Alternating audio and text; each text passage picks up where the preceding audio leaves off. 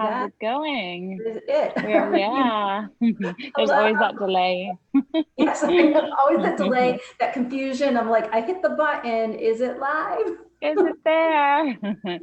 Say hi if you are. You know what? I actually can't see. I don't have my computer pulled up. It was being a bit weird today. So if there Yeah. are comments in there, I don't know if you can see them, but Yeah. I don't, sometimes I have trouble seeing it, so I apologize. But hey, up at least we're going to be standing like upright this time, right? We won't be sideways. yes. This is so funny. I'm gonna try to pull it up on my laptop or my iPad though. So Okay. anyway, we are here to chat about you again because I love your whole story and it's so relevant to a lot of the questions that we get. Yes. So if anybody has missed the last couple of weeks, we've been talking about my journey, my weight loss journey. We started off with talking about my mindset and what caused me to trigger the whole process.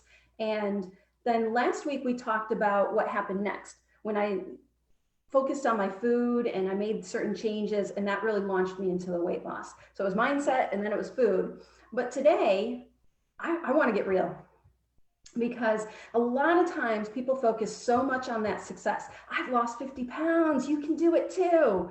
What I want to talk about is those harder to talk about subjects. What's happening now? Weight maintenance, and why this is harder for me than losing the weight. Because I think a lot of people struggle. Once they hit that goal, then it sometimes creeps back up. And the weight maintenance, very little attention is given to this step. And it's really the most crucial. It is. It's the most crucial because like you said, I feel like a lot of people can lose the weight, but then they can't keep it off. So then what's really the point in the long term? That's the struggle. And that's the yo-yo. Yeah, you work so hard to get it off, and then it starts coming back. And I'm not gonna lie, I've seen a couple pounds come back since COVID hit, because the mind shift, went back, and I had to refocus. And I'm like, how do I bounce back from this situation? Part of that maintenance.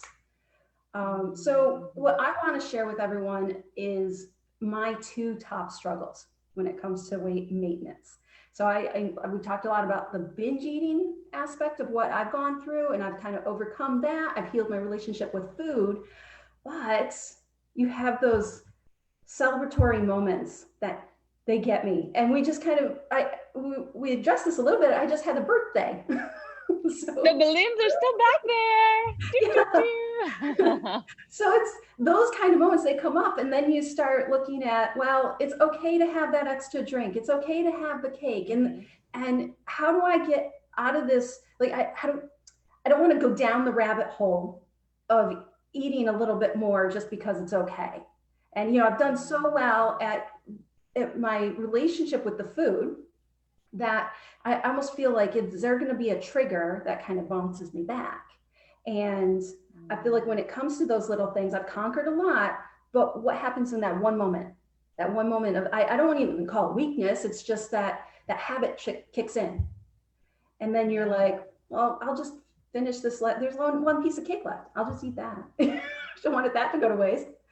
I want it first. I want the last piece before my boyfriend.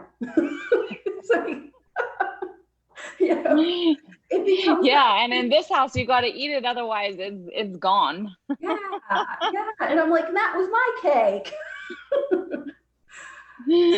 I think that it's an easy track to get into as well, because if you're having a good time with somebody, and like I used to think about it at the restaurants when they pour the little glass, and you're done with dinner, and then you have another glass of wine, and you just keep coming. And I don't know what happens after that. You're just caught up in the conversation, and before you know it, the waiter keeps coming over. Do you want another? I'm like, sure. We'll be here a while. Yep. And you don't realize how much you've ended up eating, and it can get a little frustrating, to say the least. Yeah. And do you feel like so the weekend things unravel from the week, because again, it's the weekend and you're on a different schedule and you're home together, and you're, especially right now with COVID, you're home together, you're home a lot together. That tone, yes, we're home together. I'm in my house with my kids a lot, so. Yes, yes. And you can see we've got a little bit behind me. There's the wine rack right there.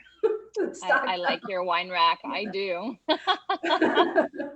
Yeah, it's the weekends get a little tough too, because we have this mindset of strict week structures, and you're good all week long, and then you celebrate on the weekend. You're like, yes, I did it. I dropped a couple pounds. So let's have Well, it. that was the diet mentality that you had before, or you still kind of are struggling with it? Yes. So for, I'd say, a good 15 years, it was probably instilled in me that it's the cheat meal. Have a cheat meal, and that's going to get you through. You've been so good, you reward yourself with that cheat meal. And then for me, it turned into a cheat day. Eventually, it turned into a cheat weekend. And it's really hard to break that mentality. So it's not, this isn't even a habit, or, well, I guess it is a habit because I've ingrained it in my own brain for so many years. I repeated the process. And the 50-pound weight loss has only been 2-3 years now. So I've maintained over 3 years, but which is still amazing. It is. But that mentality is still there. And that's the crazy part. In 3 years, I haven't been able to shake that cheat weekend mentality. Yeah. So You're working on it. I'm working on it. It's a work in progress. We're all work in progresses. And and that's perfectly fine with me. Speaking of which, the second issue that I struggle with on still after these 3 years on a daily basis is that self-image. I bounce back and forth between I'm happy with my body, I'm not happy with my body. Some days I'll look in the mirror and be like, good job, you've done great. It. All right. Yeah. I feel strong, and then other days I look in the mirror and go, oh, I got a lot of work to do. And it's bizarre, right? It's like, how? And my body didn't change from the day before. It's like, why? How was I feeling so good about myself the other day, and now I'm not? It's crazy. And I think it's really interesting too you should share your yoga pants story too. My yoga pants story, because I posted about this I think last week, where I bought a pair of pants online, which I rarely buy pants or any clothes online because I'm never sure of how it's going to fit, but I thought I need a new pair of pants. The order comes in the mail. I open up the box and I hold it up and I'm like, wait, this doesn't look right. I tried it on and it was too big. I'm like, how did I mess that one up? It's because I was still thinking of my old heavier self. That's how I saw myself at the time I put that order in. And I didn't do any measurements or anything. I was just like, oh yeah, I need a XX large or whatever it was. And I'm like, I pull it up and I'm like, yeah, these don't fit.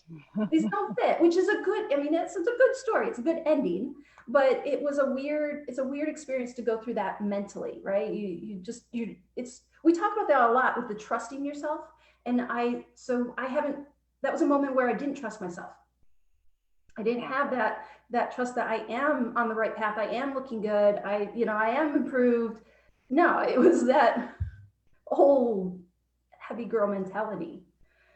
And that's interesting. Again, like our thoughts about ourselves really have nothing to do with what we actually look like. And that's how eating disorders happen, right? Yes. I mean, that's a distorted image. It's our thoughts about ourselves that we can change. Because like you said, your body from day to day hasn't changed, but how you're thinking about yourself can change. Yes, absolutely. Which it leads me into the final points I want to make is, how am I dealing with these hurdles? Because these are going to come up. Like I said, it's 3 years long.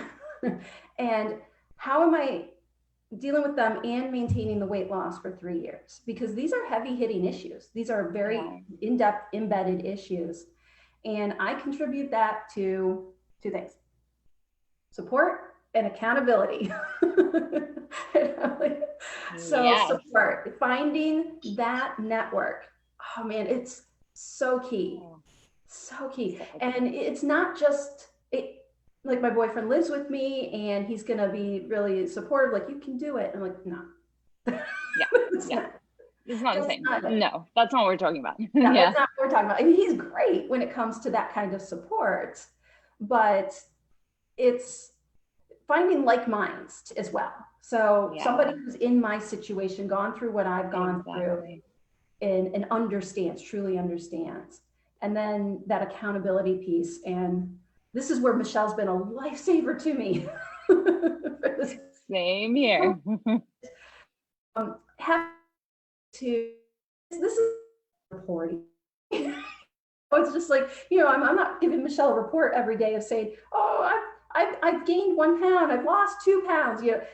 That's not the kind of accountability we're talking about. No, no, no, no. Not at all. And it's more of just, there's somebody kind of holding this space for you until you can believe that you can do it. Yeah. And I mean, it's, oh gosh, this one will get me a little choked up because I feel it's such a powerful step. And I was so resistant to it for so long. I'm a very stubborn person, and which I've worked a I lot. don't know that about you at all. Me. So I've always had this kind of concept of just let me do it. I can do it. I don't need anybody else. Yeah. And this started from when I was like a little itty bitty girl. I remember my mom getting frustrated because I wouldn't let her help me tie my shoes. I was determined. I'm like, no, I will do this. Like, I didn't need anybody's help. And then that's how my whole life went. I can do everything on my own. And one day I decided that's tiring. I'm tired of doing it on my own. And I decided to reach out for some sort of accountability, and the weight loss started coming off. Yeah. It's so key. It is key. Mm-hmm. Absolutely. And it's kind of, it's crazy that I was so resistant to the process for so long. Yeah, I think that it's kind of something that it's like celebrated in our society that we're independent, that we don't, but it's actually the opposite, that we have strength in numbers and in community. And that's what we are as humans. We are social beings. We are like sort of pack animals, and that is how we thrive, right? Yeah. So I think my dad is the only person I know that could actually survive in the wild on his own. Like kill his own animals and do the whole thing, right? Because he's actually done it before. But you know what I mean? Like that. Okay, that's an extreme example, but I think that is so important, and that's what we're here to do. And I was actually just messaging with one of our clients just before this, and she was saying, oh well, it's having me and the motivation. And I said, you're doing it, but she said knowing that you're there is what makes the difference. And she's never been so consistent in her life, so proud of her, and she's down 22 pounds. All right. That's amazing. Yeah, it is amazing. And then I said, and you're eating ice cream every day, pretty much.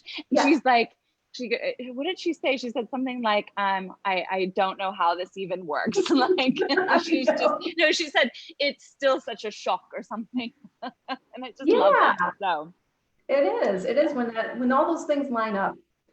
That's it. It's hard to believe that you're like, is this happening to me? Really? Yeah. I've become one of those girls. I was like, but these struggles are so common. So if you're going through this, like what you're going through, what you're talking about, you're not alone. And we would love to hear from you. So you can, if you're catching this in the replay, or if you're watching it right now, and I am kind of I'm able to get it on here. So if anyone has anything that they'd like to pop on here and say, or again, message, give us an emoji down below, or send us a DM about this, because we would love to help. Absolutely. And you're such an inspiration, Denna. Thank you. Couldn't do it without my network though. So that's where, I really do. I'm so appreciative for everybody that's helped me along the way. And thank you everyone for listening to my story. Thank you. Yes, for you guys. Thank you for being here. And again, comment below or message us, and we would love to be there for you. All right. Bye. Bye. Have a great rest of your day. You too. Thanks.